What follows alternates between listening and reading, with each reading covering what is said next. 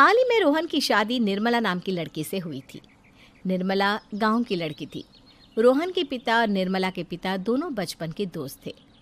उन्होंने बचपन में ही एक दूसरे से वादा कर लिया था कि दोनों बच्चों के बड़े होते ही उनकी शादी करवा देंगे।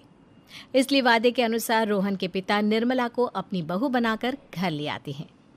निर्मला अपने साथ अपनी गाय भी लेकर आ जाती है और उसे घर के आंगन में बांध देती है। अरे ये क्या माँ, भाभी तो गाय भी लेकर आई हैं हमारे घर में। अभी घर में गाय बंधी देखकर आस पड़ोस के लोग तो हमारा मजाक उड़ाएंगे ना। हाँ बेटा, तू ठीक कहती है, लेकिन क्या करूँ मैं। तू तो जानती है तेरे पिता किसी की नहीं सुनते। अरे ये क्या निर्मला, तुम अपने साथ गाय क्यों लेकर आई हो? आपके शहर में पैकेट वाला मिलावटी दूध मिलता है ना, लेकिन मुझे तो रोज ताजा दूध पीने की आदत है। गाय लाकर मैंने ना बहुत अच्छा किया है। अब हम सब रोज ना गाय का ताजा ताजा दूध पियेंगे। अरे ये सब तो ठीक है, लेकिन तुम ध्यान रखना कि तुम्हारी गाय की वजह से आस पड़ोस के लोगों को कोई तकलीफ ना हो। हाँ हाँ, मैं सब देख लूँगी, आप चिंता ना करें। कुछ दिन बीत जाते हैं। फिर एक दिन, चल बहू, आज हमें बाजार से सब्जी खरीदने जाना है। उसके बाद सुनीता निर्मला को बाजार में ले जाती है। सब्जी के महंगे दाम देखकर निर्मला के तो होश उड़ जाते हैं। ये क्या माँ जी, 1000 रुपये की सब्जी, ये तो बहुत ही ज़्यादा है। अब क्या करे बहू, शहर का तो यही हाल है। ना ना ना, मैं इस तरह पैसों की बर्बादी बर्दाश्त नहीं कर सकती। अब से ना हम इस बाजार से सब्जी नहीं खरीदेंगे। हाँ। फिर अगले दिन निर्मला घर के आंगन की मिट्टी खोदकर वहाँ तरह तरह की सब्जियाँ लगा देती है। अरे काव्या, तेरी भाभी तो बहुत अजीब है। उसने तेरे पूरे आंगन को खेत बना कर रख दिया। मेरी समझ में नहीं आता तुम लोग इस लड़की को कहाँ से पकड़ कर लाए हो। अरे सब मेरे पिताजी का किया धरा है। सालों पहले अपने दोस्त से किए वादे के चलते उन्होंने उस गवार को हमारे गले बांध दिया। अरे तेरी भाभी सच में एक नंबर की गंवार है। उसे तो ढंग के कपड़े पहनने तक नहीं आते, ऊपर से उसने तेरे घर को गांव का तबेला बनाकर रख दिया है। उन औरतों की बातें सुनकर काव्या को बहुत बुरा लगता है। फिर वो अपने भाई रोहन से इस बात की शिकायत करने लगती है। रोहन निर्मला को समझाने की बहुत कोशिश करता है, लेकिन निर्मला के आगे उसकी एक नहीं चलती। फिर एक दिन रोहन निर्मला को एक शादी में ले जाता है। सभी मेहमान खाना खाने में व्यस्त थे। उधर रोहन भी अपने दोस्तों से गप्पे लड़ाने लगता है। तभी निर्मला तंदूरी चिकन के स्टॉल से ढेर सारे लेग पीस उठाकर अपने पर्स में डालना शुरू कर देती है। घर जाने के बाद इसे फ्रिज में रख दूंगी और कल सुबह मैं चीज़ सिखाऊंगी। फिर खाना खाने के बाद दोनों पति पत्नी वहाँ से जाने लगते हैं, लेकिन तभी दुल्हन का भाई उन्हें रोक लेता है। अरे ये सब क्या है? मैंने यहाँ खाना खाने के लिए सबको बुलाया था, खाना चोरी करने के लिए नहीं। तुमने पर्स में जो चिकन के लेग पीस छुपा रखे ना, चलो बाहर निकालो उन्हें। दुल्हन का भाई फौरन निर्मला से पर्स छीनकर सारे लेग पीस बाहर निकाल लेता है। मैंने इतना खर्चा करके खाने पीने का इंतजाम किया है और तुम हो कि यहाँ से खाना चोरी करके ले जा रही हो। शर्म आनी चाहिए तुम्हें। वहाँ मौजूद सभी लोग निर्मला को भला बुरा कहने लगते हैं। अपनी बेइज्जती होते देख रोहन दुल्हन के भाई से माफ़ी मांगकर निर्मला को घर ले आता है। निर्मला, आज तुमने सबके सामने मेरी नाक कटवा दी। आखिर तुम्हें चिकन के पीस चुराने की ज़रूरत क्या थी? मुझे माफ़ कर दीजिए रोहन जी। दरअसल ना, हमारे गांव में जब भी शादी होती थी तब मैं और मेरी सहेलियाँ इसी तरह शादी से ढेर सारा खाना लेकर आते थे। मुझे नहीं पता था कि मेरी इस गलती से आपकी इतनी बेइज्जती हो जाएगी। मुझे माफ़ कर दीजिए। आज के बाद ऐसी गलती कभी ना करेंगे।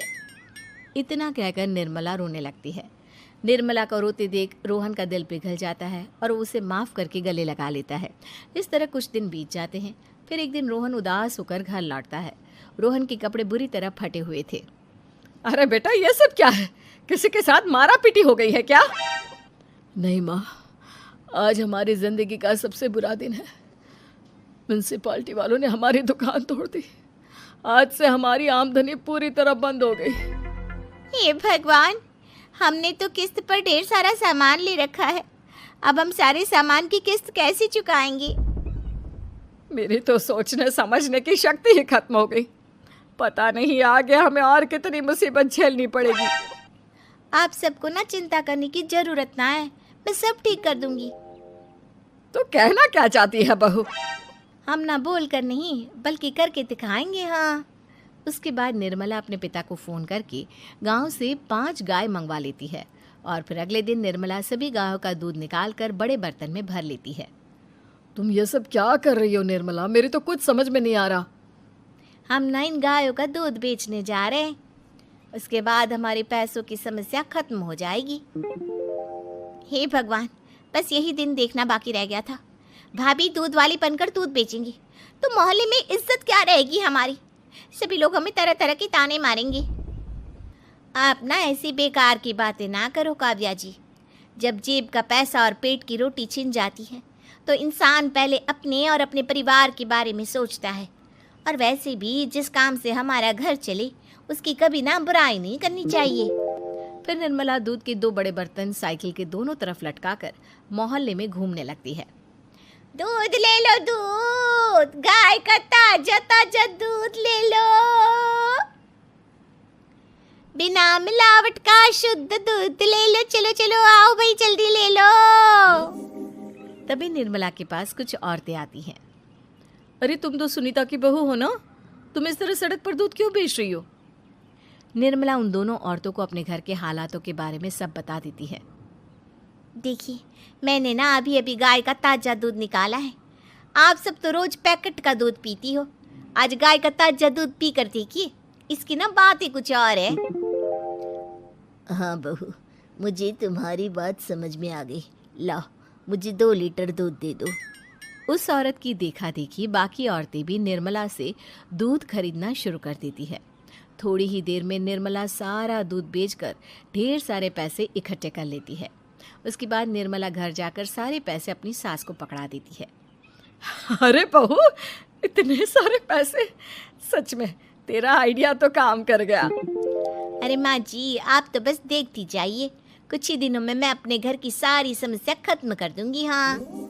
फिर अगले दिन से निर्मला गायों के गोबर से ढेर सारे उपले तैयार करके बेचना शुरू कर देती है। निर्मला को पैसे कमाते देख रोहन के अंदर भी हिम्मत आ जाती है और वो भी दूध बेचने का फैसला करता है।